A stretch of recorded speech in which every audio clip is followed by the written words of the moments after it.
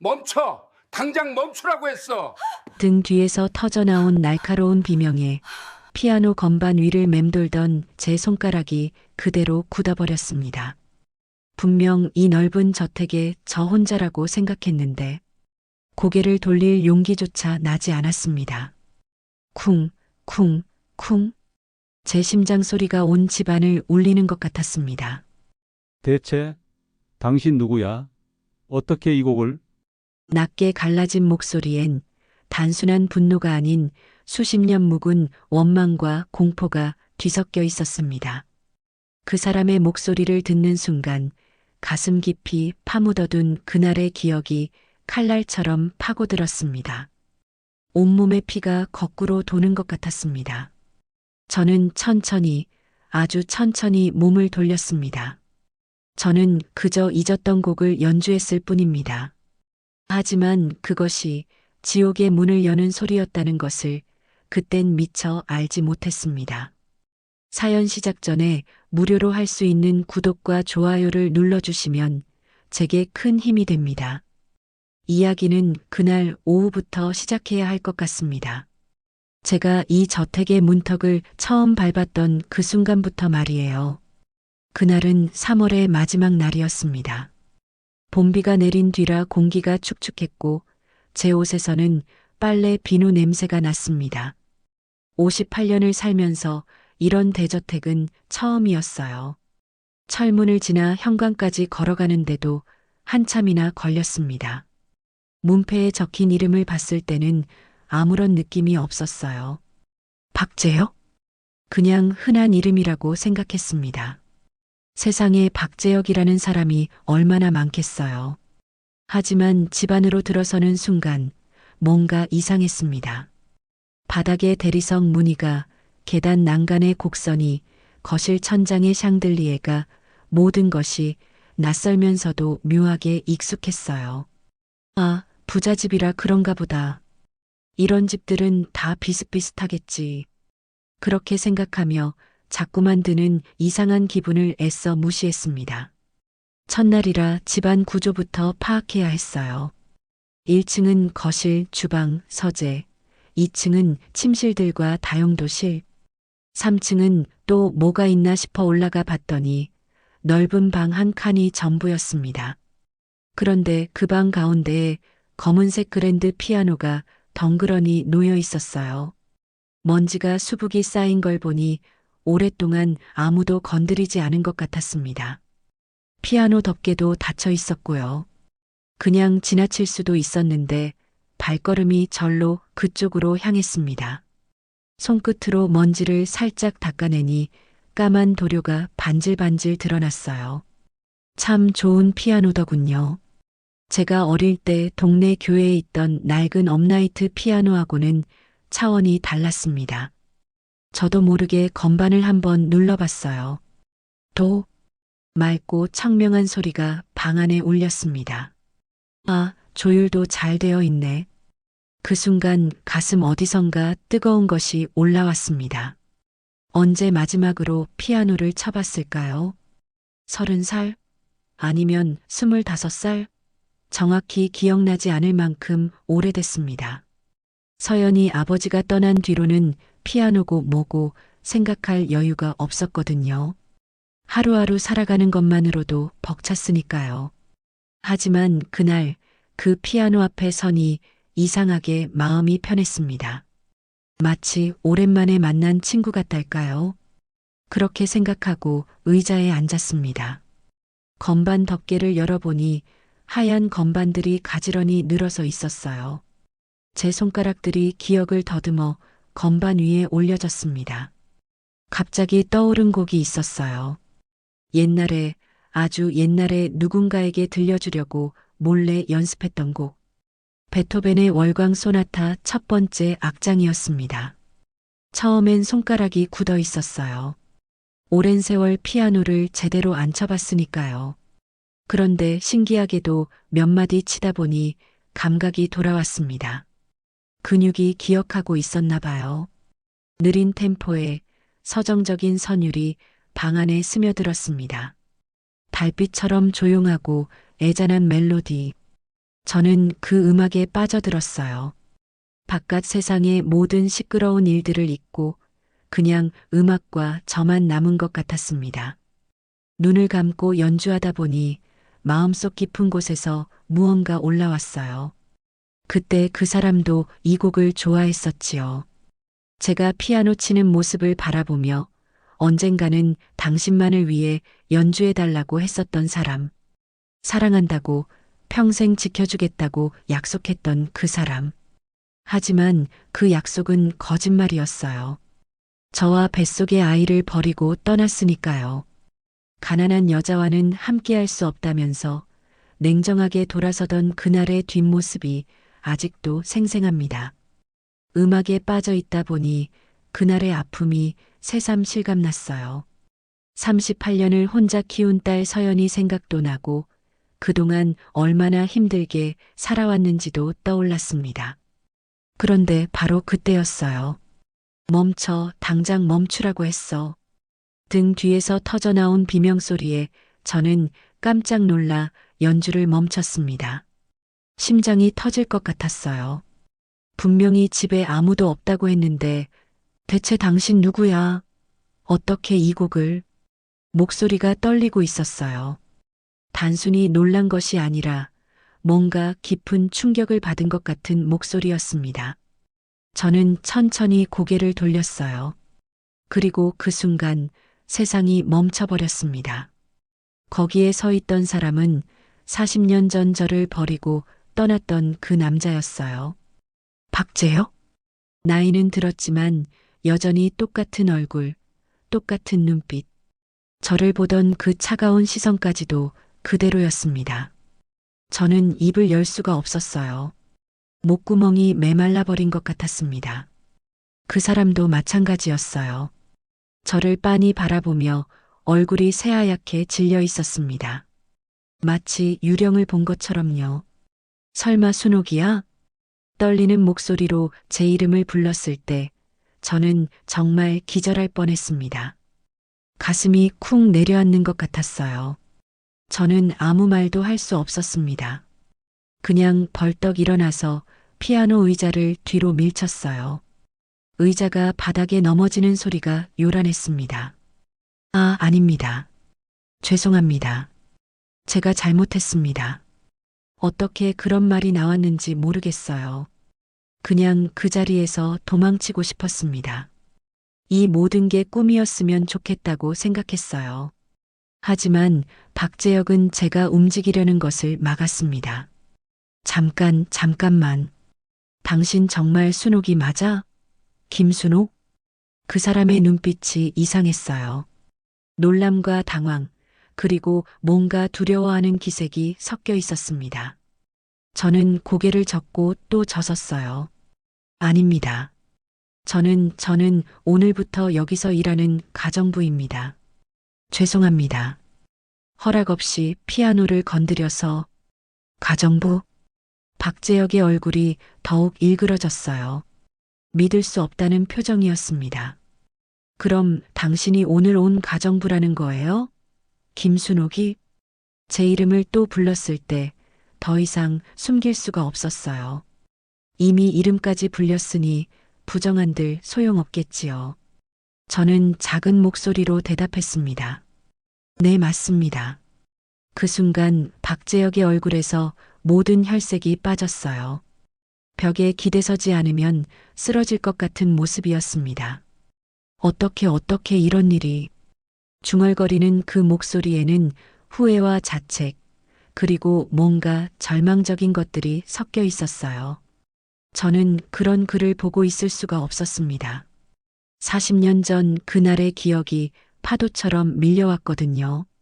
임신 사실을 알렸을 때의 차가운 반응, 결혼은 할 수 없다던 냉정한 말투, 그리고 다시는 만나지 말자며 등을 돌리던 그 뒷모습, 모든 게 어제 일처럼 생생했어요. 저는 그냥 일하러 온 사람입니다. 과거 일은 상관없어요. 겨우 그 말을 하고 나니 눈물이 날 것 같았어요. 하지만 울 수는 없었습니다. 이 사람 앞에서만은 절대로 울면 안 됐어요. 박재혁은 한동안 아무 말을 하지 않았습니다. 그냥 저를 바라보며 무거운 숨을 쉬고 있었어요. 순호가 아니 김 여사, 우리가 이야기를 좀 해야 할 것 같은데요. 할 이야기는 없습니다. 저는 단호하게 말했어요. 저는 여기서 일만 할 뿐이에요. 개인적인 일은 상관없습니다. 하지만 없습니다. 제 목소리가 생각보다 크게 나왔어요. 그 소리에 박재혁도 움찔했습니다. 저는 그 자리를 벗어나려 했어요. 더 이상은 견딜 수 없을 것 같았거든요.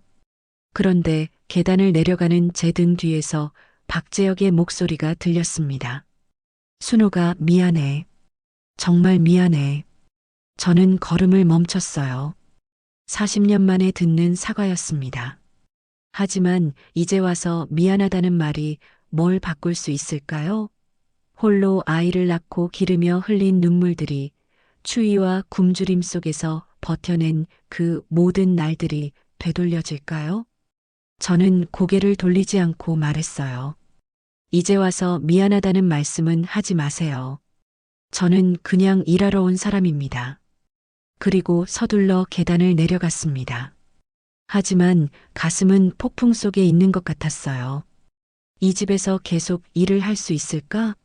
매일 그 사람과 마주쳐야 한다는 게 견딜 수 있을까? 그러면서도 한편으로는 이상한 감정이 들었어요. 복수하고 싶다는 마음이요. 40년 전에 받은 상처와 모멸감을 이제라도 되돌려주고 싶다는 생각이 들었습니다. 그날 밤 저는 딸 서연에게 전화를 걸었어요. 서연아, 엄마야. 엄마, 첫날 일 어땠어요? 많이 힘들지 않았어요? 딸의 따뜻한 목소리를 듣자 그제서야 눈물이 나려고 했어요. 엄마가 너한테 할 이야기가 있어. 무슨 이야기인데요? 내 아버지 말이야. 전화기 너머로 서연의 숨소리가 멈췄어요. 엄마, 아버지가 왜요? 저는 깊게 숨을 들이쉬었습니다. 38년간 숨겨왔던 이야기를 이제는 해야 할 때가 온 것 같았어요. 내일부터 이 집에서 어떻게 지내야 할지, 어떻게 그 사람과 마주봐야 할지 혼자서는 감당할 수 없을 것 같았습니다. 그날 밤 서연에게 전화를 건 것은 잘한 일이었습니다. 딸은 제 말을 끝까지 들어주었어요. 40년 전에 그 이야기를, 아버지라는 존재에 대한 진실을 모두 털어놨습니다. 서연은 울지도 화내지도 않으면서 마지막에 한마디만 했습니다. 이제 혼자가 아니라는 말이었어요. 그 말 한마디가 얼마나 큰 위로가 됐는지 모릅니다. 38년을 혼자 견뎌왔는데 이제라도 딸과 함께 할 수 있다는 생각에 마음이 든든해졌어요. 하지만 다음 날 아침이 되자 다시 무거운 현실이 눈앞에 놓였습니다. 그 집에 가야 한다는 것, 그 사람과 또다시 마주쳐야 한다는 게 막막했어요. 아침 8시 저는 평소보다 일찍 집을 나섰습니다. 가능하면 박재혁과 마주치기 전에 일을 시작하고 싶었거든요. 그런데 저택 앞에 서자마자 현관문이 열리는 소리가 들렸습니다. 나타난 건 박재혁이었어요. 말끔한 정장 차림에 서류 가방을 든 모습이었습니다. 회사에 나가는 길인 것 같았어요. 우리 눈이 마주쳤을 때 저는 재빨리 고개를 숙였지만 그가 제 쪽으로 걸어오는 발소리가 들렸어요. 어젯밤에 생각해봤는데 우리가 좀 더 차근차근 이야기해봐야 할 것 같다고 했습니다. 지금은 할 말이 없다고 대답했더니 언제가 되면 이야기할 수 있을지, 이렇게 피해서는 안 되지 않겠느냐고 물었어요. 저는 피하는 게 아니라 그냥 일하러 온 사람이라고 말했습니다. 제 목소리는 생각보다 담담했어요. 밤새 마음을 다잡은 덕분이었을 거예요. 박재혁은 더 이상 말하지 않고 차에 올라타고 떠났어요. 뒷모습을 보니 어깨가 축 처져 있더군요. 하지만 저는 동정할 생각이 없었습니다. 40년 전에 그가 보여준 냉정함을 생각하면 지금의 이런 모습이 진심일 리 없거든요. 집 안으로 들어가니 어제와는 분위기가 달랐어요. 뭔가 무겁고 어색한 기운이 감돌았습니다. 아마 어젯밤 박재혁도 잠을 제대로 못 잤을 거예요. 저는 평소처럼 청소를 시작했습니다. 거실부터 주방까지 하나하나 정성스럽게 닦았어요. 일에 집중하면 다른 생각을 하지 않을 수 있을 것 같았거든요. 그런데 박재혁의 서재를 청소하다가 뜻밖의 것을 발견했습니다. 책상 위에 놓인 액자들이었어요. 가족 사진들이 여러 장 있었는데 그중 하나가 눈에 띄었습니다. 박재혁과 부인, 그리고 두 아들이 함께 찍은 사진이었어요. 모두들 환하게 웃고 있었습니다. 특히 박재혁의 표정이 인상적이었어요. 정말 행복해 보였거든요. 그 사진을 보는 순간 가슴이 쓰라렸습니다. 저와 서연이를 버린 뒤에 이렇게 행복한 가정을 꾸렸구나 하는 생각이 들었어요. 40년 전 그가 했던 말이 떠올랐습니다. 당신과는 결혼할 수 없다고, 우리는 너무 다른 세상 사람이라고 했던 그 말. 결국 그는 자신과 맞는 사람을 만나 결혼했고 두 아들까지 낳아 기른 거였어요. 저와 서연이가 굶주리며 추위에 떨고 있을 때 이 사람은 따뜻한 집에서 가족들과 함께 웃고 있었던 거죠. 더 견디기 어려웠던 건 그 부인의 모습이었어요. 우아하고 품격 있어 보이는 여성이었습니다. 값비싼 옷을 입고 있었고 목걸이며 귀걸이도 반짝반짝 빛나고 있었어요. 그때 저는 깨달았습니다. 박재혁이 저를 버린 이유가 정말 가난 때문만이 아니었다는 걸요. 저는 그가 원하는 여자가 아니었던 거예요. 교양도 없고 배경도 없는 그런 여자 말이에요. 액자를 다시 제자리에 놓으면서 마음속에서 뭔가 단단해지는 걸 느꼈습니다. 이 사람에게 미안해할 것도 눈치 볼 것도 없다는 생각이 들었어요. 그 뒤로 며칠간은 평온했습니다. 박재혁은 아침 일찍 나가서 밤늦게 들어왔고 저는 그가 없는 동안 열심히 일했어요. 서로 마주칠 일도 거의 없었죠. 하지만 일주일쯤 지났을 때 뜻밖의 일이 생겼습니다. 그날 오후 저는 2층 창문을 닫고 있었어요. 바깥쪽 유리까지 깨끗이 하려고 창문을 활짝 열어놨는데 아래쪽 정원에서 목소리가 들렸습니다. 박재혁이 누군가와 전화 통화를 하고 있었어요. 목소리가 꽤 컸기 때문에 내용을 들을 수밖에 없었습니다. 그건 절대 안 된다고, 그렇게 되면 회사 이미지에 타격이 갈 거라고 했어요. 돈으로 해결할 수 있는 문제면 돈으로 해결하라고, 언론에 나가기 전에 막아야 한다고도 했습니다. 그리고 잠시 후에는 더 충격적인 말을 했어요. 사회사업은 이미지 관리용이고 실제로는 세금 절약이 목적이라는 말이었습니다. 그 말을 듣는 순간 저는 소스라치게 놀랐어요. 박재혁은 언론에서 착한 기업인으로 통하고 있었거든요. 자선사업도 많이 하고 불우한 이웃을 돕는 일에도 앞장선다고 알려져 있었어요. 그런데 실제로는 전부 가짜였던 거예요. 전화를 끄는 박재혁이 집 안으로 들어가는 소리가 들렸습니다. 저는 재빨리 창문 청소를 마치고 다른 곳으로 자리를 옮겼어요. 하지만 마음속은 복잡했습니다. 이 사람이 얼마나 위선적인지를 새삼 깨달았거든요. 겉으로는 성공한 기업인, 존경받는 사회사업가인 척하지만 실제로는 돈과 권력만 밝히는 속물이었어요. 40년 전에도 그랬잖아요. 저에게는 사랑한다고, 평생 지켜주겠다고 했으면서 막상 어려운 상황이 되니까 돈 문제를 핑계로 등을 돌렸으니까요. 그날 저녁 박재혁이 들어왔을 때의 모습도 가관이었어요. 현관에서 코트를 벗으면서 큰 소리로 전화를 받고 있었습니다. 내일 고아원 방문 일정을 확인했고 언론사에도 연락했다고 했어요. 목소리가 너무 다정하고 따뜻했습니다.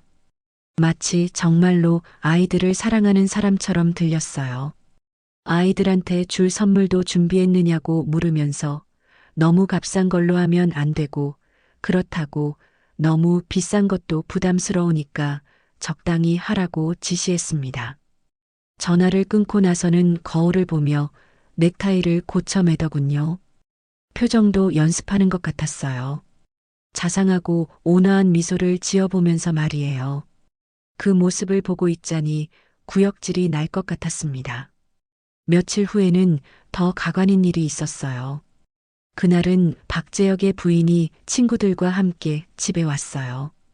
여자 서너 명이 거실에서 차를 마시며 수다를 떨고 있었어요.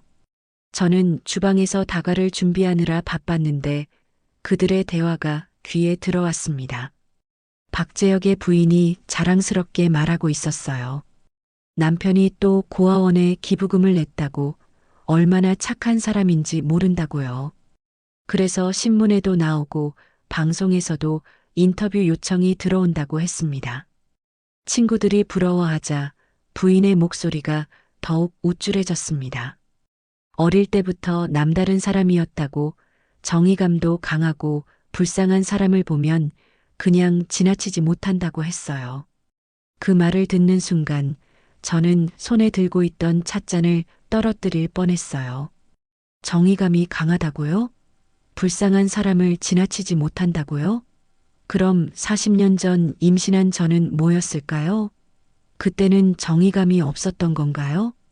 박재혁의 부인은 계속해서 남편 자랑을 늘어놨어요.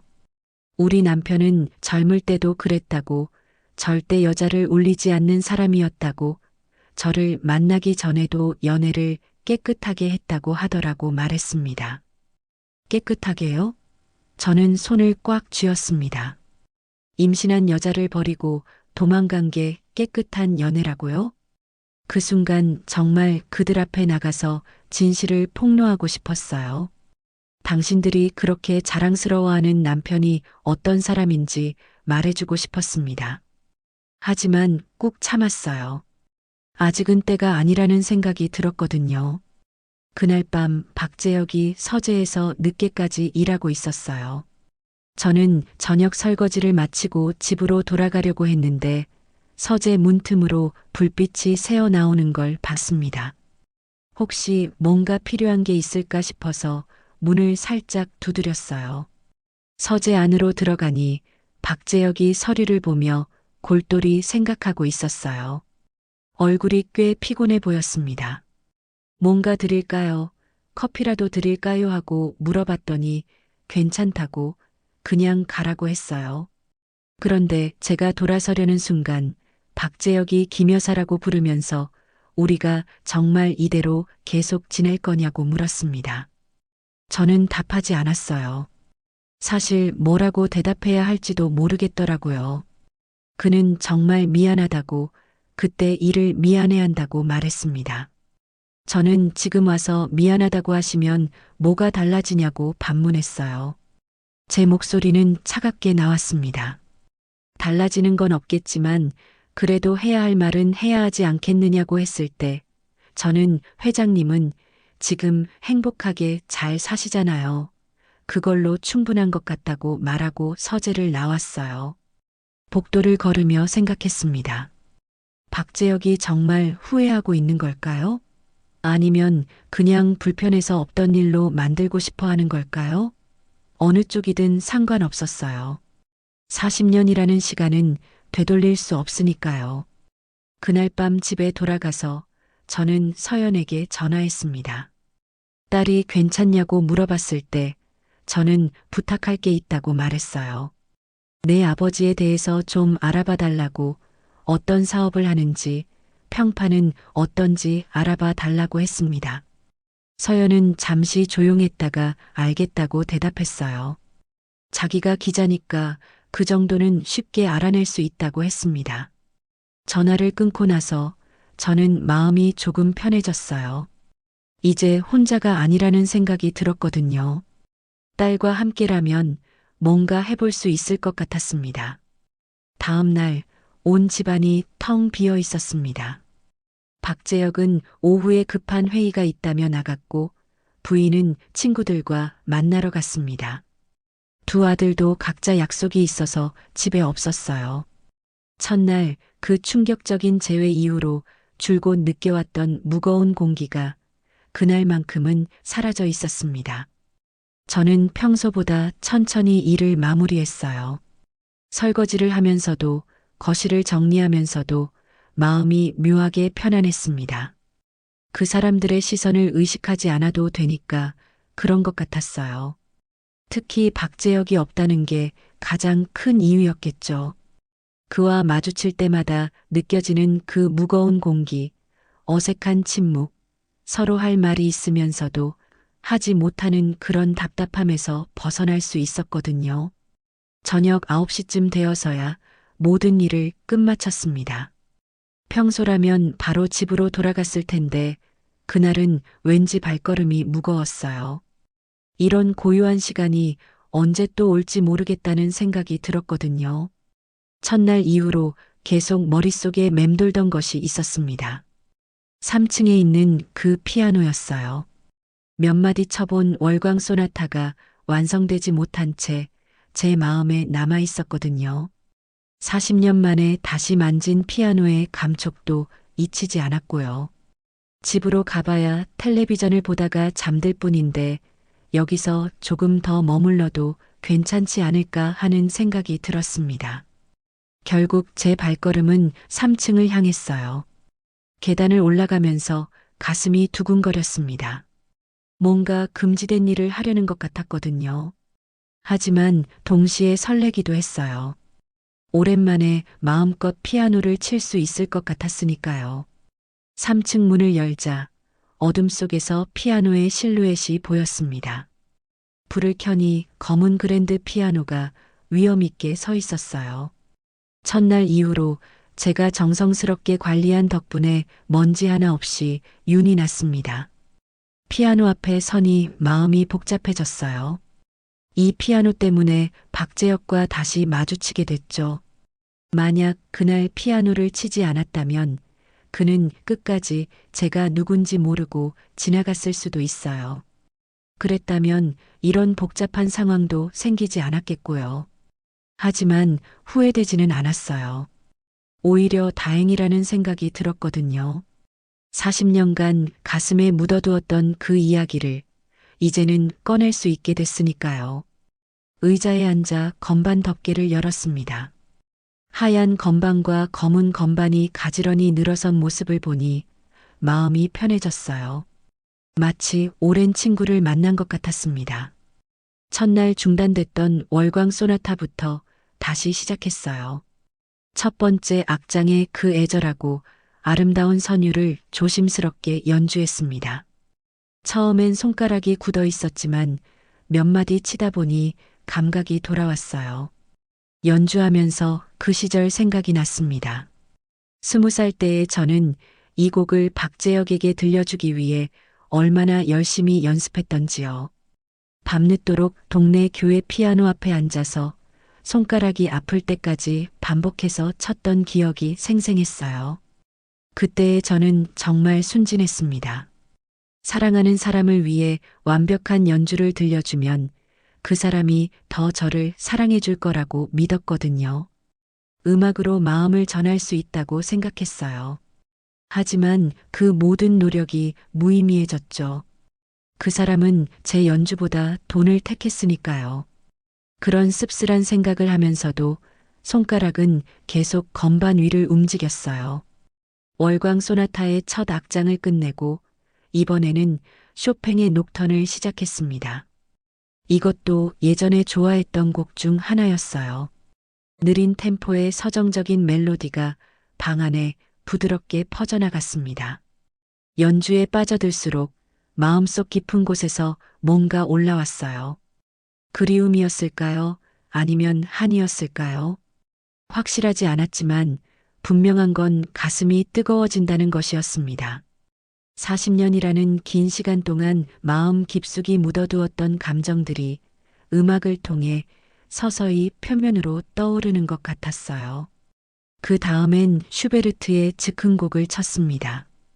이 곡은 박재혁이 특히 좋아했던 곡이었어요. 제가 치면 항상 감탄하며 들었죠. 당신이 치는 이 곡을 들으면 마음이 평온해진다고 했던 그의 말이 아직도 기억났습니다. 하지만 이제는 그 말들이 얼마나 공허했는지 알겠어요. 진짜 사랑이었다면 어떤 어려움이 와도 저를 버리지 않았을 테니까요. 즉흥곡을 치면서 점점 감정이 격해졌어요. 손가락이 건반을 더 세게 누르게 됐고 연주도 더 강렬해졌습니다. 마치 40년간 억눌러온 감정을 모두 쏟아내는 것 같았어요. 분노였을까요? 아니면 슬픔이었을까요? 혹은 그 둘이 뒤섞인 복잡한 감정이었을까요? 어쨌든 저는 그 모든 것을 음악으로 표현하고 있었습니다.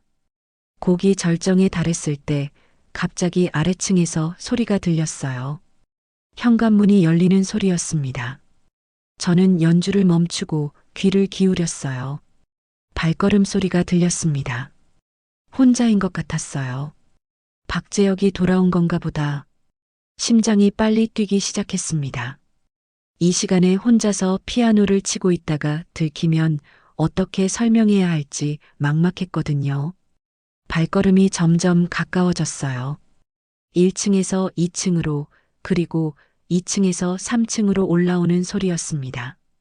제가 여기 있다는 걸 알고 온 것 같았어요. 저는 자리에서 일어나려 했지만 다리가 떨려서 제대로 서지 못했어요. 그때 3층 문이 천천히 열렸습니다. 박재혁이 나타났어요. 정장 차림에 넥타이까지 맨 모습으로요. 회의에서 막 돌아온 것 같았습니다. 우리는 서로를 바라봤어요. 저는 피아노 앞에 서 있었고 그는 문가에 서 있었습니다. 몇 초간 아무도 말하지 않았어요. 박재혁의 얼굴에는 복잡한 감정이 스쳐 지나갔어요. 놀라움, 당황, 그리고 뭔가 깊은 그리움 같은 것까지 섞여 있었습니다. 김 여사, 슈베르트 즉흥곡이었죠? 방금 치신 거. 저는 고개를 끄덕였어요. 부정할 수도 없었고 부정하고 싶지도 않았어요. 예전에도 그 곡을 자주 쳐주셨죠? 박재혁의 목소리에는 그리움이 담겨 있었어요. 40년 전의 기억을 떠올리고 있는 것 같았습니다. 저는 아무 대답도 하지 않았어요. 뭐라고 말해야 할지 모르겠더라고요. 정말 오랜만에 들었습니다. 그 연주를. 그가 천천히 제게 다가왔어요. 피아노에서 몇 걸음 떨어진 곳에 섰습니다. 40년이 지났는데도 여전히 아름답네요. 그 말을 듣고 있자니 가슴이 복잡해졌어요. 아름답다고 했던 그 사람이 결국엔 저를 버렸잖아요. 박재혁이 계속 말했습니다. 우리가 이야기를 해야 할 것 같다고, 이렇게 계속 피할 수만은 없지 않겠느냐고 했어요. 저는 여전히 대답하지 않았습니다. 사실 무슨 말을 해야 할지, 어디서부터 시작해야 할지 모르겠더라고요. 제가 정말 잘못했습니다. 갑자기 그가 고개를 숙였어요. 40년 동안 하루도 후회하지 않은 날이 없었어요. 그의 목소리에는 진심이 담겨 있는 것 같았어요. 하지만 저는 쉽게 믿을 수 없었습니다. 후회했다면서 왜 찾지 않았을까요? 왜 연락조차 하지 않았을까요? 지금 와서 후회한다고 말씀하셔도 제가 처음으로 입을 열었어요. 달라지는 건 없어요. 박재혁이 제게 한 걸음 더 다가오면서 말했습니다. 당시에 자신이 얼마나 어리석었는지, 얼마나 비겁했는지 지금은 안다고 했어요. 저는 그의 말을 듣고 있으면서도 마음 한구석에서 차가운 바람이 부는 걸 느꼈어요. 지금 와서 어리석었다고, 비겁했다고 인정한들 뭐가 바뀔까요? 제가 홀로 아이를 낳고 기르며 흘린 눈물이 되돌아올까요? 회장님께서 후회하신다는 건 알겠어요. 저는 차분한 목소리로 말했어요. 하지만 저는 이제 그런 이야기에 관심이 없어요. 박재혁의 얼굴이 일순간 일그러졌어요. 그럼 어떻게 해야 할지, 이대로 계속 남남처럼 지낼 거냐고 물었습니다. 그게 좋은 것 같은데요. 제 말에 그는 할 말을 잃은 것 같았어요. 그냥 멍하니 저를 바라보고만 있었습니다. 저는 자리에서 일어났어요. 더 이상 여기 있고 싶지 않았거든요. 늦었으니까 저는 이만 가보겠습니다. 박재혁이 다시 제 이름을 불렀지만 저는 돌아보지 않았어요. 3층을 나오면서 생각했습니다. 오늘 밤의 일로 상황이 더 복잡해진 것 같았어요. 박재혁의 마음도 확인했고 제 마음도 정리됐으니까요. 이제 정말로 결정할 때가 온 것 같았습니다. 이대로 계속 이 집에서 일할 것인지 아니면 다른 길을 찾을 것인지 말이에요. 하지만 한 가지는 분명했어요. 더 이상 도망칠 수는 없다는 것이었습니다. 김 여사, 제발 한 번만 더 기회를 주세요. 그 다음 날 아침 박재혁이 현관에서 저를 기다리고 있었습니다. 어젯밤 3층에서의 일 이후로 저는 밤새 잠을 이루지 못했어요. 계속 일을 해야 할지 아니면 그만둘지 고민했거든요. 하지만 서연이 생각이 났습니다. 딸이 아버지에 대해 알아보고 있다고 했는데 제가 여기를 떠나면 그 일도 흐지부지 될 것 같았어요. 그래서 평소처럼 출근했는데 박재혁이 저를 기다리고 있었던 거예요. 그의 얼굴은 밤새 잠을 못 잔 것 같았습니다. 눈두덩이 부어 있고 수염도 깎지 않은 채였어요. 평소의 단정한 모습과는 전혀 달랐습니다. 어제 자신이 너무 성급했다고 제 마음을 헤아리지 못했다고 말했어요. 저는 아무 말 없이 그의 곁을 지나쳐 집 안으로 들어갔습니다. 하지만 그는 포기하지 않고 제 뒤를 따라왔어요. 부엌에서 앞치마를 두르고 있는 제 앞에 섰습니다. 그의 눈가가 빨갛게 충혈되어 있었어요. 40년 전 일이 정말 죄송하다고 말했을 때 박재혁의 눈에서 눈물이 흘러내렸어요. 진짜 눈물이었습니다. 가식이나 연기가 아닌 진심에서 우러나온 것 같았어요. 저는 그런 그를 보며 가슴이 복잡해졌습니다. 40년을 기다렸던 사과였거든요. 하지만 동시에 화가 났어요. 지금 와서 울면 뭐하나요? 그는 당시에 정말 어렸고 겁이 많았다고 말했어요. 부모님의 반대도 있었고 경제적인 부담도 컸다고 했습니다. 박재혁이 떨리는 목소리로 변명을 늘어놓기 시작했을 때 저는 그의 말을 듣고 있으면서 점점 더 화가 났습니다. 지금 와서 변명이라니요. 임신 소식을 들었을 때 솔직히 당황스러웠다고 했어요. 아직 대학생이었고 앞으로 해야 할 일들이 너무 많았다고 말했습니다. 그는 계속해서 자신의 처지를 설명했어요. 얼마나 어려웠는지, 얼마나 고민했는지 말이에요. 하지만 저에게는 그런 변명들이 공허하게 들렸습니다. 그럼 저는 어땠을까요? 20살의 저에게는 두려움이 없었을까요? 앞으로 해야 할 일이 없었을까요? 저도 무서웠어요. 제가 처음으로 입을 열었어요. 20살에 혼자 아이를 낳아 기른다는 게 얼마나 무서운 일인지 아세요? 박재혁의 얼굴이 창백해졌어요. 하지만 저는 도망가지 않았어요. 끝까지 책임졌어요. 제 목소리는 떨리고 있었지만 또렷했어요. 그런데 회장님은 도망가셨죠? 박재혁이 고개를 떨군 채 정말 죄송하다고 용서해달라고 말했습니다. 그러면서 다시 눈물을 흘렸어요. 저는 그런 그를 보며 마음이 약해지는 걸 느꼈습니다. 40년간 원망했던 사람이 제 앞에서 울고 있으니까요. 진심으로 후회하는 것 같으니까요. 그때 박재혁이 뜻밖의 말을 했어요. 뭔가 보상을 할 수 있다면 하고 싶다고 했습니다. 보상이요? 그는 주머니에서 뭔가를 꺼냈어요.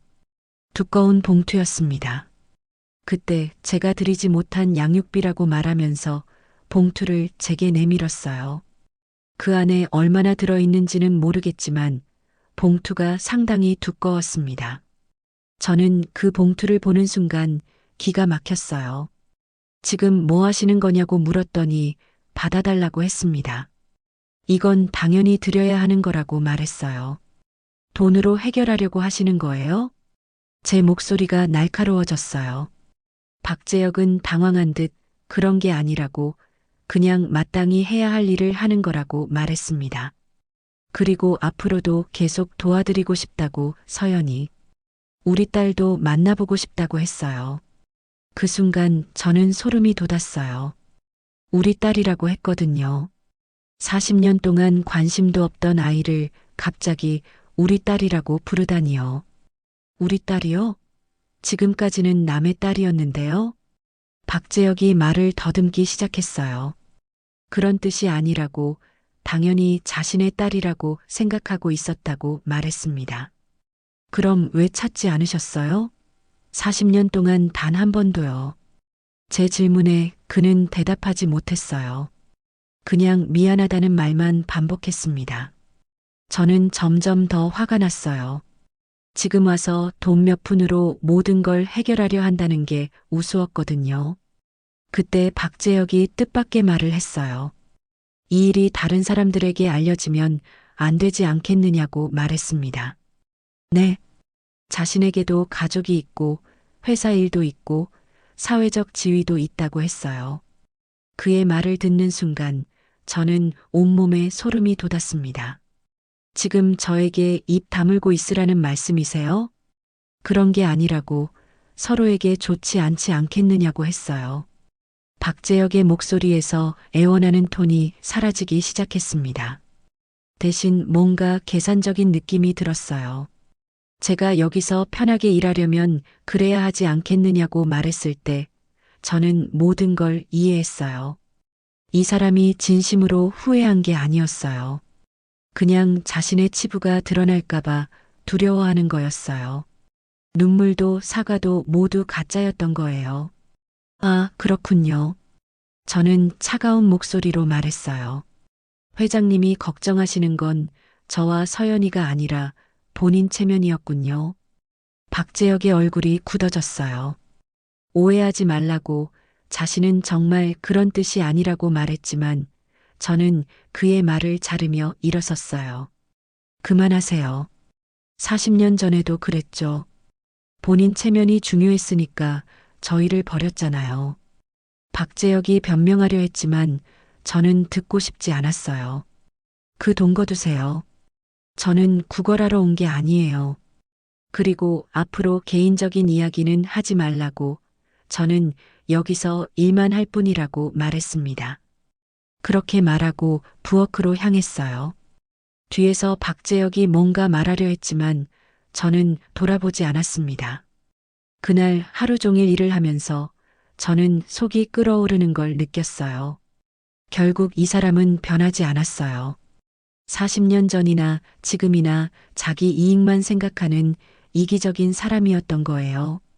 저와 서연이는 여전히 그에게 골칫거리일 뿐이었어요.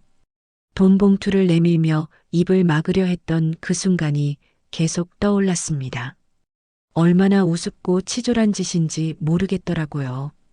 저녁 무렵 박재혁이 퇴근하면서 저에게 다가왔어요. 오늘 자신이 말실수를 한 것 같다고 또 다른 변명을 늘어놓으려는 것 같았어요. 아침에 드린 건 정말 선이었다고 다른 의도는 없었다고 말했습니다. 저는 설거지를 하던 손을 멈추고 그를 바라봤어요. 선이요? 당연히 해드려야 할 일이라고 생각해서 그랬다고 했습니다. 그럼 왜 입 다물고 있으라고 하셨어요? 제 질문에 박재혁의 얼굴이 당황스럽게 변했어요. 그건 서로에게 좋지 않다는 뜻이었다고 말했습니다. 서로에게요? 아니면 회장님에게만요?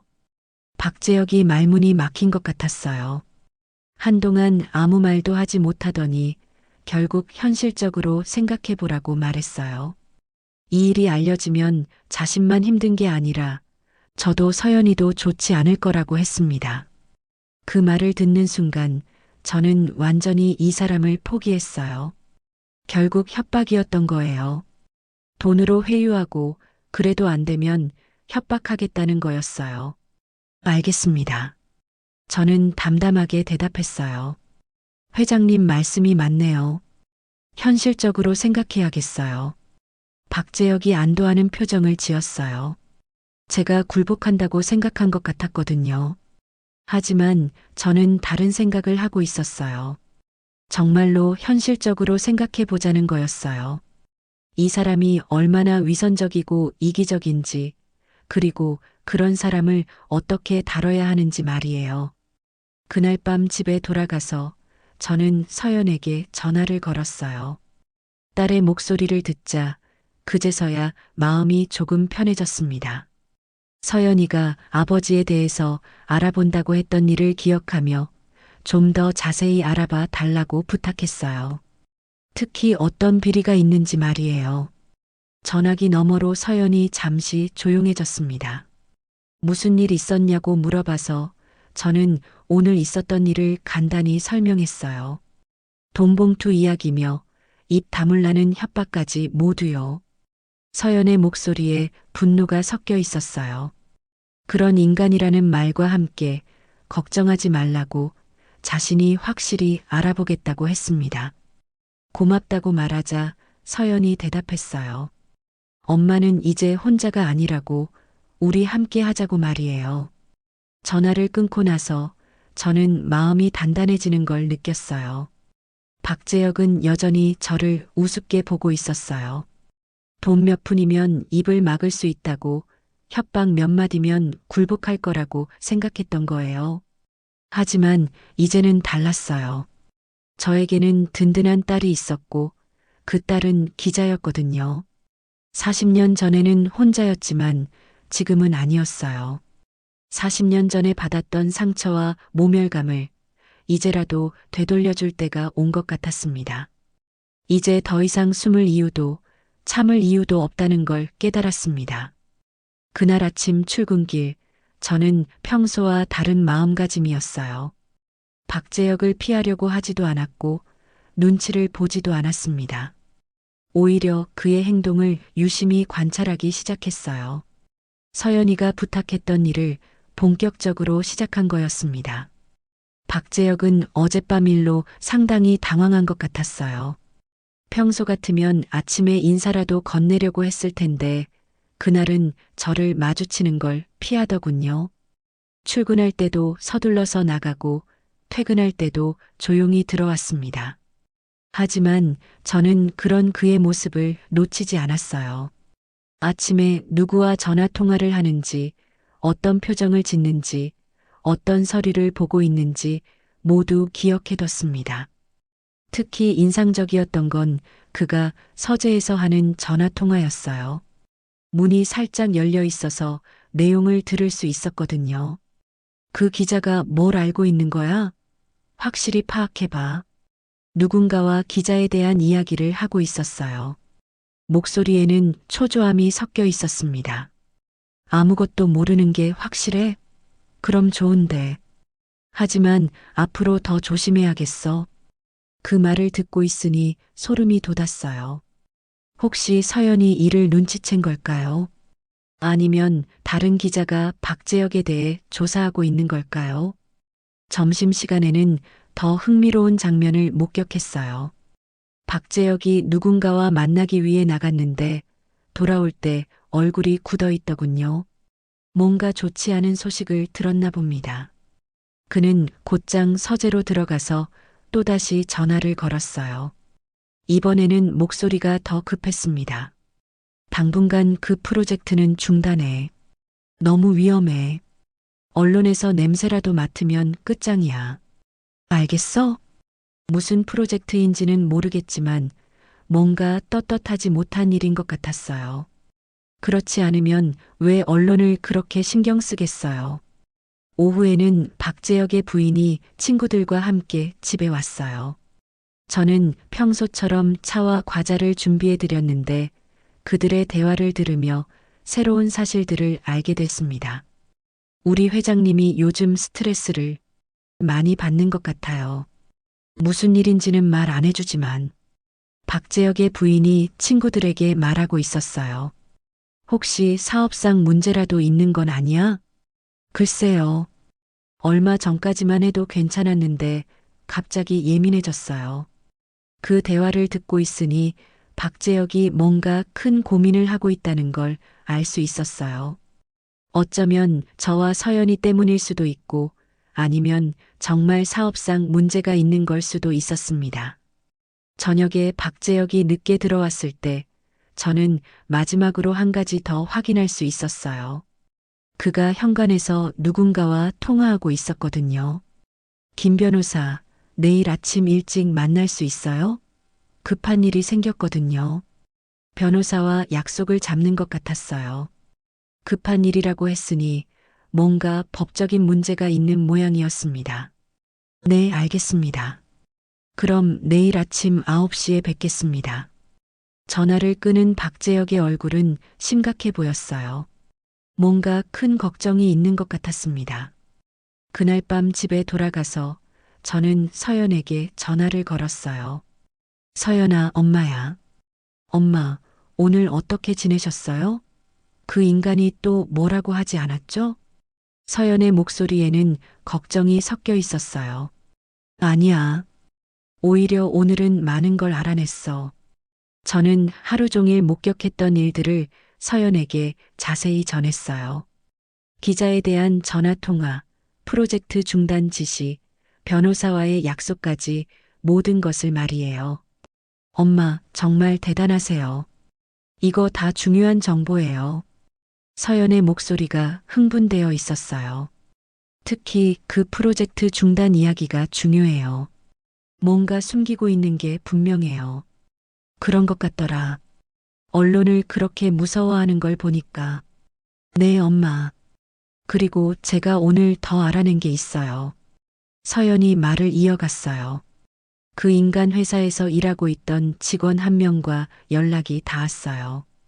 그 사람 말로는 회사에서 이상한 일들이 많이 일어나고 있대요. 어떤 이상한 일들? 일단 직원들 급여를 제때 주지 않는 경우가 많다고 해요.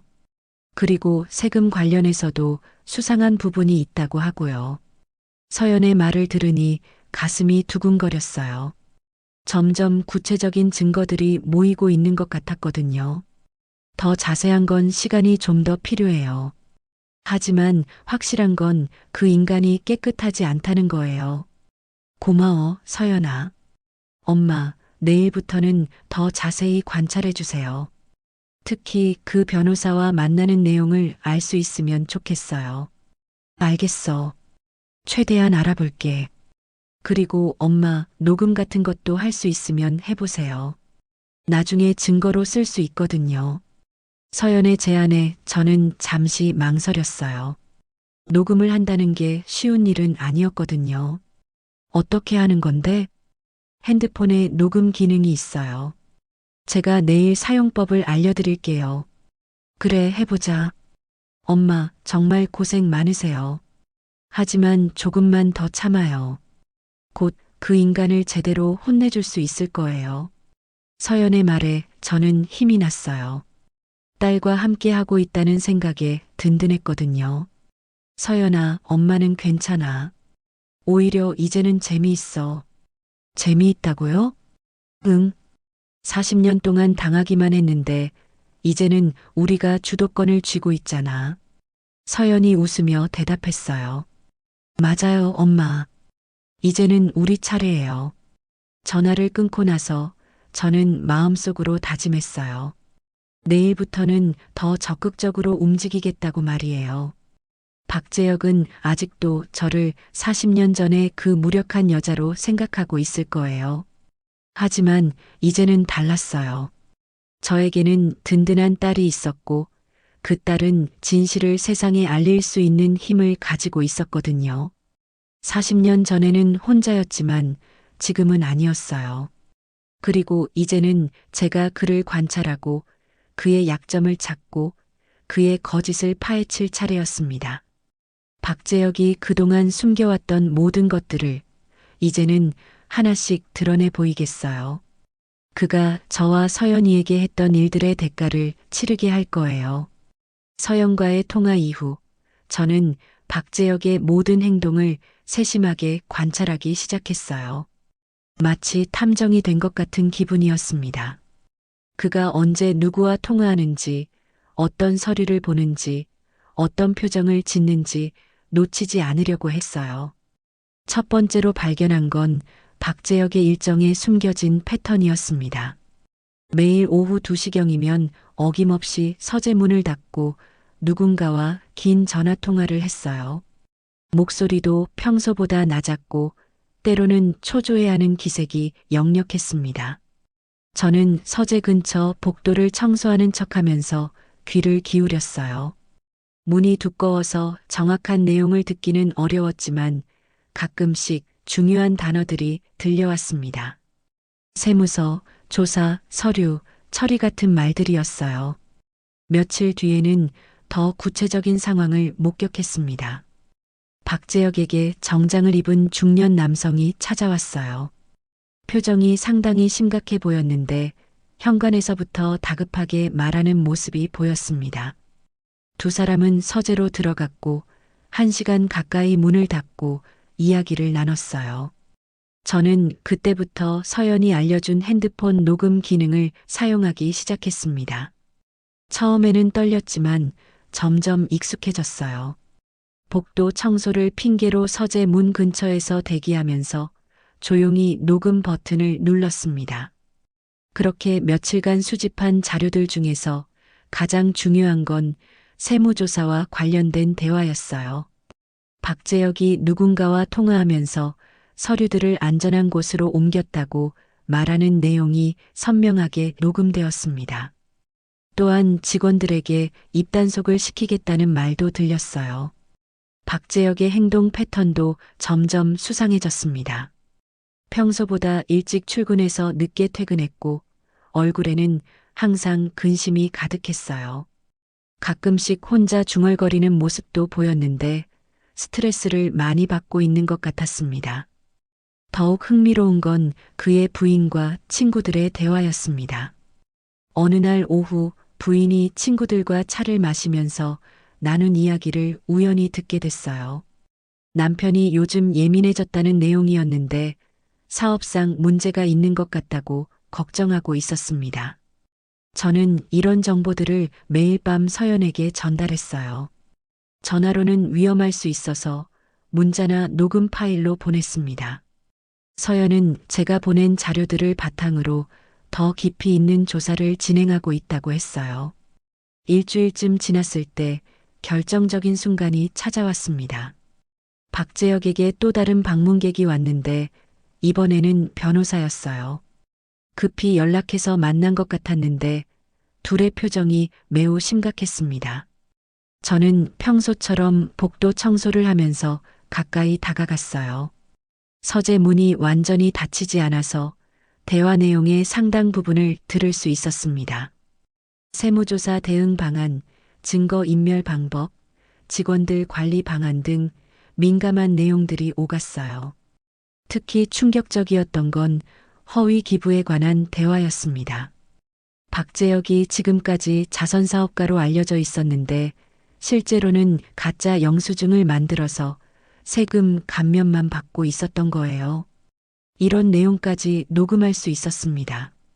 그날 밤 저는 녹음 파일을 서연에게 보내면서 가슴이 두근거렸어요. 이제 정말 결정적인 증거를 잡은 것 같았거든요. 서연에게서 곧바로 연락이 왔습니다. 문자로 간단하게만 보냈는데 대박이라는 내용이었어요. 그리고 곧 전화를 걸겠다고 했습니다. 실제로 1시간 뒤 서연에게서 전화가 왔어요. 목소리가 흥분으로 떨리고 있었습니다.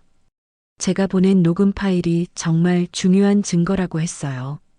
세무포탈, 증거인멸, 허위기부까지 모든 내용이 생생하게 담겨 있다고 했습니다. 서연은 이미 다른 루트로도 많은 정보를 수집했다고 말했어요.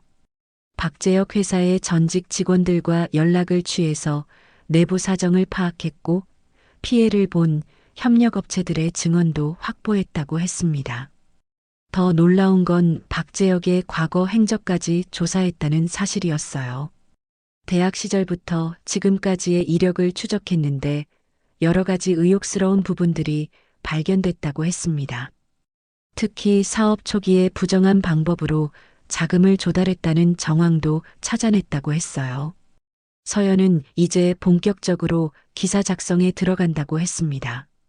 그동안 모은 자료들과 제가 제공한 녹음 파일들을 종합해서 박재혁의 모든 비리를 폭로할 예정이라고 했어요. 그 소식을 듣고 나니 저는 마음이 한결 가벼워졌습니다. 40년간 쌓였던 원한을 드디어 풀 수 있게 된 거잖아요. 다음 날부터 박재혁의 행동이 더욱 수상해졌어요. 누군가와 통화할 때마다 목소리가 더 낮아졌고 표정도 더욱 어두워졌습니다. 아마 자신을 둘러싼 상황이 점점 나빠지고 있다는 걸 감지하고 있는 것 같았어요. 어느 날은 새벽 일찍 나가서 밤늦게 들어오기도 했습니다. 얼굴이 완전히 지쳐 있었고 평소 단정했던 모습도 흐트러져 있었어요. 분명 어디선가 중요한 회의를 하고 온 것 같았습니다.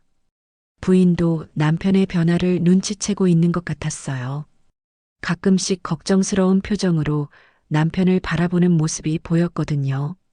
하지만 박재혁은 부인에게 아무 말도 하지 않았습니다. 혼자서 모든 걸 감당하려는 것 같았어요. 저는 그런 박재혁의 모습을 보면서 조금도 동정심을 느끼지 않았습니다. 오히려 속이 시원했어요. 자신이 저지른 일의 대가를 치르게 될 때가 온 거니까요. 서연이 기사를 완성하는데 며칠 더 시간이 필요하다고 했습니다. 더 정확하고 완벽한 내용으로 만들고 싶다고 했어요. 저는 그런 서연의 신중함이 고마웠습니다. 그 며칠 동안 저는 계속해서 박재혁을 관찰했어요. 혹시 또 다른 중요한 정보를 얻을 수 있을까 해서였습니다. 실제로 몇 가지 추가 정보들을 더 수집할 수 있었어요. 마침내 서연에게서 최종 연락이 왔습니다. 기사가 완성됐고 곧 발행될 예정이라고 했어요. 박재혁의 모든 비리가 상세하게 담겨 있다고 했습니다. 그 순간 저는 가슴이 벅차오르는 걸 느꼈어요. 드디어 40년간 기다렸던 복수가 시작되는 거였습니다. 박재혁은 아직도 자신에게 무슨 일이 일어날지 모르고 있었어요. 하지만 곧 모든 게 드러날 거예요. 그의 위선적인 가면이 완전히 벗겨질 거고 그가 얼마나 비열한 인간인지 온 세상이 알게 될 거였습니다. 그날 아침 7시 모든 것이 시작되었습니다. 저는 평소처럼 일어나서 뉴스를 확인하고 있었는데 갑자기 서연에게서 문자가 왔어요. 단 한 줄이었지만 그 내용을 보는 순간 온몸에 전율이 흘렀습니다. 기사가 나갔다는 소식이었어요.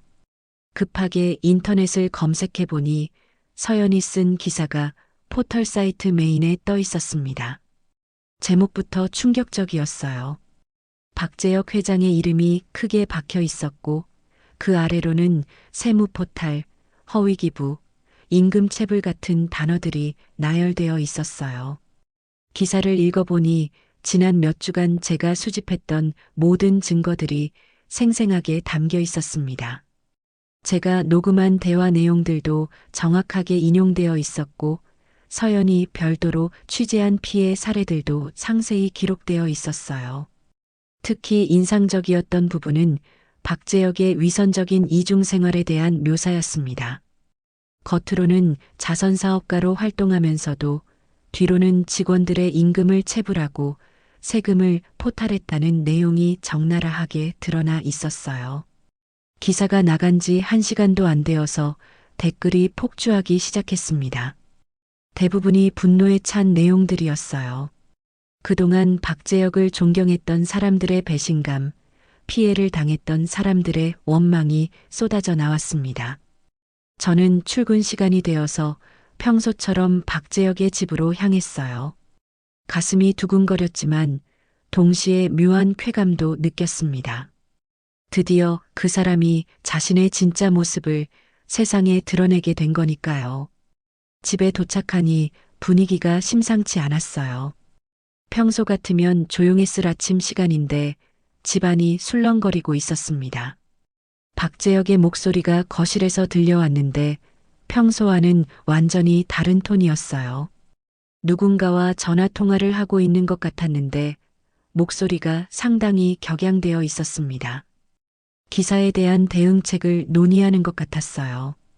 법적 대응을 검토하겠다는 말, 언론사에 정정 보도를 요구하겠다는 말들이 들렸습니다. 하지만 제가 보기에는 이미 늦은 것 같았어요. 기사가 나간 지 몇 시간 만에 다른 언론사들도 후속 기사를 내기 시작했거든요. 마치 기다렸다는 듯이 박재혁에 대한 추가 의혹들이 쏟아져 나왔습니다. 점심시간쯤 되니 상황이 더욱 심각해졌어요. 박재혁의 회사 앞에 기자들이 몰려들었다는 소식이 들렸습니다. 직원들도 당황하고 있다는 내용의 기사들이 계속 올라왔어요. 박재혁은 그날 늦게야 집에 돌아왔는데 얼굴이 완전히 일그러져 있었습니다. 평소의 여유로운 모습은 온데간데 없고 초조함과 분노가 뒤섞인 표정이었어요.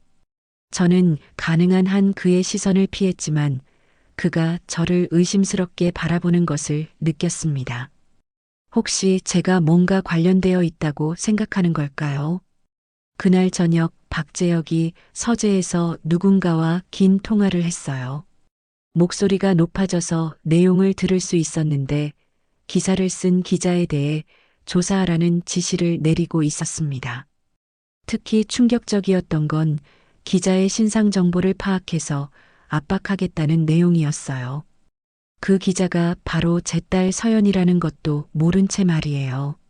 저는 그 순간 소름이 돋았습니다. 이제 박재혁이 본색을 드러내기 시작한 거였어요.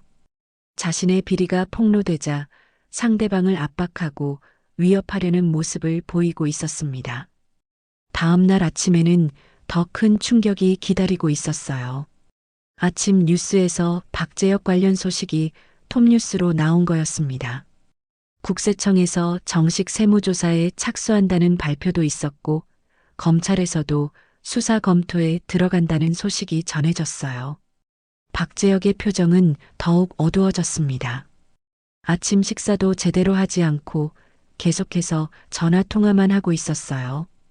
변호사, 회계사, 홍보회사 등 여러 사람들과 연락을 취하며 대응책을 모색하는 것 같았습니다. 그런데 오후에 더 큰 일이 터졌어요. 박재혁 회사의 전직 직원 여러 명이 추가 증언을 하기 시작한 거였습니다. 임금 체불뿐만 아니라 산업재해, 은폐, 회계 조작 등 더 심각한 의혹들이 제기되기 시작했어요. 언론의 관심도 갈수록 뜨거워졌습니다. 방송사에서 특별 프로그램을 편성해서 박재혁 사건을 집중 조명하기 시작했어요. 그동안 그를 칭찬했던 언론들도 이제는 앞다퉈서 비판 기사를 쏟아내고 있었습니다. 박재혁의 부인도 상황의 심각성을 깨달은 것 같았어요. 친구들과의 모임도 취소하고 외출도 거의 하지 않았습니다. 가끔씩 남편과 조용한 목소리로 대화하는 모습이 보였는데 걱정이 가득한 표정이었어요. 그런데 그날 저녁 박재혁이 저를 불러냈어요. 서재로 오라고 하더군요. 저는 가슴이 두근거렸지만 태연한 척하며 서재로 갔습니다. 박재혁은 책상에 앉아서 저를 바라봤어요. 표정이 평소와는 완전히 달랐습니다. 차갑고 의심에 찬 눈빛이었어요. 그는 최근에 이상한 일들이 많이 일어나고 있다고 말했습니다. 특히 자신의 사생활이 너무 자세히 기사에 나온 것이 의심스럽다고 했어요. 내부 정보가 유출된 것 같다는 뉘앙스였습니다. 저는 모르는 일이라고 답했지만 박재혁의 눈빛은 여전히 의심스러웠어요. 그는 제가 여기서 일한 지 얼마 안 됐다는 점, 그리고 기사가 나온 시점이 제가 온 시점과 비슷하다는 점을 언급했습니다. 그 순간 저는 위험을 느꼈어요. 박재혁이 저를 의심하기 시작한 거였거든요. 하지만 겉으로는 태연한 척하며 그런 일은 전혀 모른다고 강조했습니다. 박재혁은 한참 저를 바라보더니 경고하는 듯한 말을 했어요. 만약 누군가가 자신을 해치려고 한다면 가만히 있지 않겠다고 했습니다. 상대방이 누구든 상관없이 끝까지 추적해서 대가를 치르게 하겠다고 했어요. 그 말을 듣는 순간 저는 온몸에 소름이 돋았습니다. 이제 박재혁이 완전히 본색을 드러내기 시작한 거였어요. 궁지에 몰리자 위협과 협박을 서슴지 않는 모습을 보여주고 있었습니다. 저는 서재에서 나와서 바로 서연에게 연락했어요. 상황이 위험해지고 있다는 내용으로 문자를 보냈습니다. 박재혁이 저희를 의심하기 시작했다고, 조심해야 한다고 전했어요. 서연에게서는 곧 답장이 왔습니다. 걱정하지 말라는 내용이었어요. 이미 예상했던 일이고 충분히 준비가 되어 있다고 했습니다.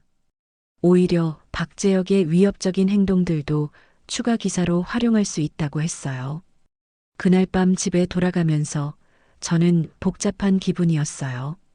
박재혁의 몰락이 시작된 것은 분명 통쾌했지만 동시에 위험도 커지고 있었거든요. 이제 그가 반격을 시작할 것 같았어요. 하지만 저는 물러설 생각이 없었습니다. 40년간 참고 살았던 모든 것을 이제는 끝까지 밀어붙일 생각이었어요. 박재혁이 어떤 수를 쓰든 저희도 맞서 싸울 준비가 되어 있었거든요. 다음 날부터는 더욱 치열한 공방이 시작될 것 같았어요. 박재혁의 반격과 저희의 추가 폭로가 계속될 테니까요. 하지만 저는 확신했습니다. 결국 승리하는 쪽은 진실을 가진 저희 쪽이 될 거라고 말이에요. 40년을 기다린 복수가 이제 본격적으로 시작된 거였습니다. 마지막 순간이 왔습니다. 서연의 두 번째 기사가 나간 날 아침, 저는 평생 잊지 못할 광경을 목격했어요. 박재혁이 거실 소파에 주저앉아서 신문을 바라보고 있었는데 그의 얼굴은 완전히 망가져 있었습니다. 이번 기사의 제목은 더욱 충격적이었어요. 단순히 비리만 폭로한 게 아니라 40년 전 저와 서연이에 대한 이야기까지 모두 담겨 있었거든요. 임신한 연인을 버리고 도망간 과거, 그 뒤로 성공한 기업인 행세를 해온 위선적인 모습이 적나라하게 드러나 있었습니다. 서연은 기사에서 자신을 익명으로 처리했지만 박재혁이라면 누구인지 바로 알 수 있을 내용들이었어요. 특히 제가 지금 그의 집에서 가정부로 일하고 있다는 사실까지 언급되어 있었습니다. 박재혁의 손이 떨리고 있었어요. 신문을 쥐고 있는 손이 바들바들 떨리면서 종이가 구겨지고 있었습니다. 그는 한참 동안 아무 말도 하지 못하고 있었어요. 저는 부엌에서 그 모습을 지켜보고 있었는데 묘한 감정이 들었습니다. 통쾌함보다는 오히려 허무함이 더 컸어요. 40년을 기다렸던 순간이었는데 막상 현실이 되니 그렇게 시원하지는 않더라고요. 하지만 그것도 잠깐이었습니다. 박재혁이 갑자기 벌떡 일어나서 저를 향해 걸어오는 모습을 보는 순간 저는 온몸이 경직되었어요. 그의 눈에는 분노와 절망이 뒤섞여 있었습니다. 완전히 궁지에 몰린 짐승 같은 표정이었어요. 박재혁이 제 앞에 서서 말했습니다. 이 모든 일이 저와 제 딸이 꾸민 계획이었느냐고, 처음부터 복수할 목적으로 이 집에 들어온 거였냐고 물었어요. 저는 담담하게 대답했습니다. 복수는 무슨 복수냐고, 그냥 진실을 알린 것뿐이라고 했어요. 40년 전에 하지 못했던 이야기를 이제야 할 수 있게 된 거라고 말했습니다. 박재혁의 얼굴이 더욱 일그러졌어요. 자신을 이렇게 만들어서 기쁘냐고, 이제 만족하냐고 소리쳤습니다. 목소리가 떨리고 있었는데 분노보다는 절망감이 더 크게 느껴졌어요. 저는 그런 그를 바라보며 생각했습니다. 정말 만족할까요? 이 모든 일이 끝나고 나서 저는 어떤 기분일까요? 생각보다 복잡한 감정이었어요. 물론 통쾌한 부분도 있었지만 동시에 공허함도 느껴졌습니다. 40년이라는 긴 시간이 이렇게 허무하게 끝나는 것 같아서 그랬는지도 모르겠어요. 박재혁은 계속해서 저를 비난했습니다. 자신을 속이고 이용했다고, 비열하고 치졸한 복수라고 말했어요. 하지만 그런 말들이 저에게는 아무런 상처가 되지 않았습니다. 오히려 저는 차분하게 대답할 수 있었어요. 비열하고 치졸한 건 40년 전에 임신한 여자를 버리고 도망간 행위라고, 그 뒤로 성공한 사업가인 척 위선적으로 살아온 것이라고 말했습니다. 그 순간 박재혁의 어깨가 축 늘어졌어요. 더 이상 할 말이 없다는 듯이 고개를 떨어뜨렸습니다. 모든 게 끝났다는 걸 인정하는 것 같았어요. 저는 그런 그를 보며 마지막으로 한 가지 말을 더 했습니다. 서연이가 어떻게 자랐는지, 얼마나 훌륭한 사람이 되었는지 알려주고 싶었거든요. 제 딸이 얼마나 정의감이 강한 사람인지, 얼마나 열심히 살아왔는지 이야기했어요. 아버지 없이도 이렇게 훌륭하게 성장했다고, 오히려 박재혁이 없었기 때문에 더 강한 사람이 될 수 있었다고 말했습니다. 박재혁은 그 말을 듣고 있으면서 눈물을 흘리기 시작했어요. 진짜 후회의 눈물인 것 같았습니다.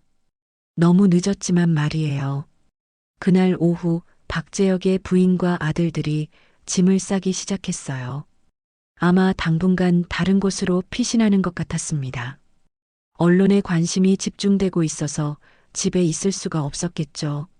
저는 그들을 배웅하면서 복잡한 심정이었어요. 박재혁의 가족들은 죄가 없는데 이런 일에 휘말리게 된 거니까요. 특히 부인의 표정을 보니 마음이 아팠습니다. 하지만 이것도 박재혁이 선택한 길의 결과였어요. 자신의 잘못된 행동이 가족들에게까지 피해를 준 거니까요.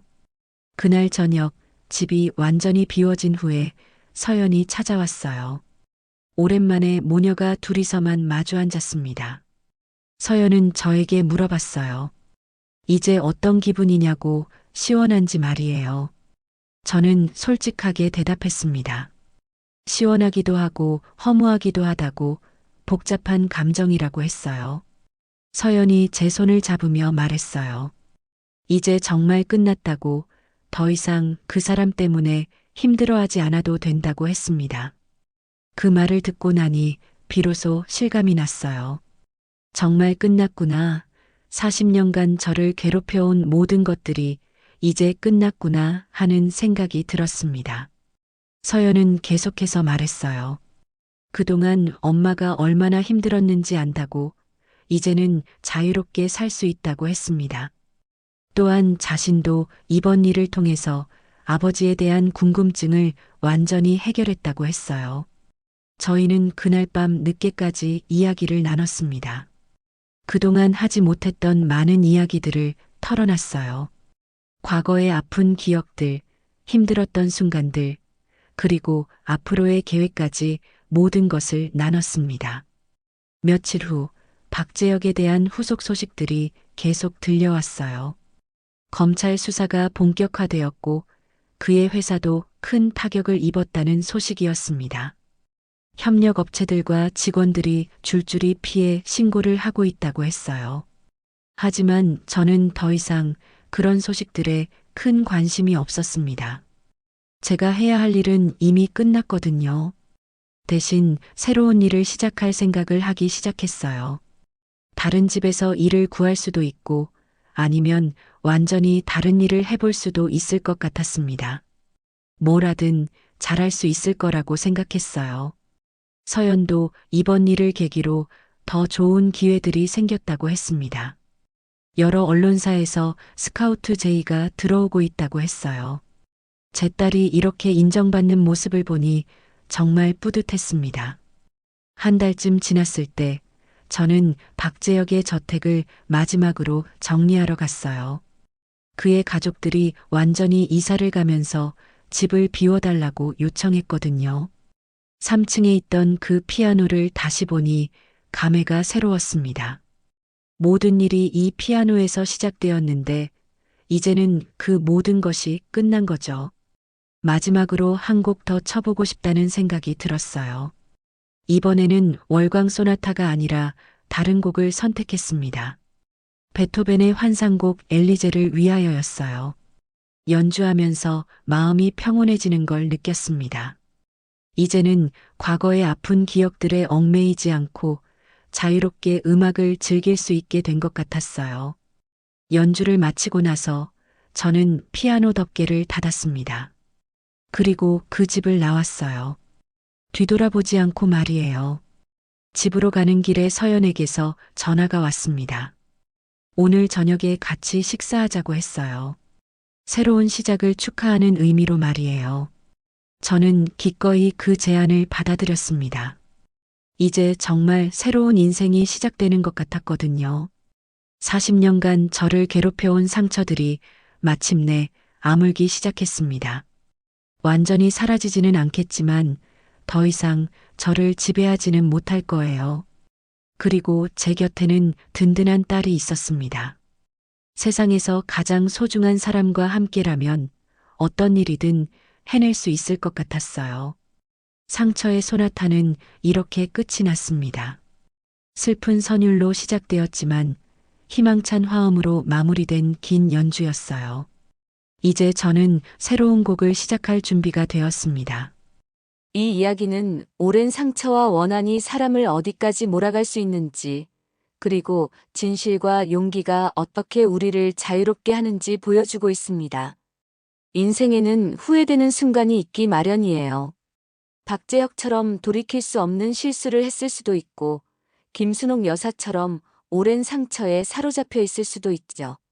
하지만 중요한 건 그 후 우리가 어떤 선택을 하느냐입니다.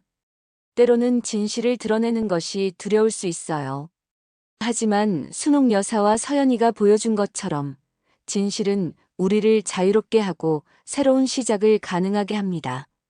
오늘의 이야기가 여러분의 마음에 작은 위로와 용기가 되었기를 바랍니다. 숨겨둔 상처가 있다면 치유할 용기를, 잘못이 있다면 바로잡을 용기를, 그리고 새로운 출발을 할 용기를 얻으셨기를 바라봅니다. 앞으로도 여러분의 마음을 울리는 다양한 이야기로 찾아뵙겠습니다.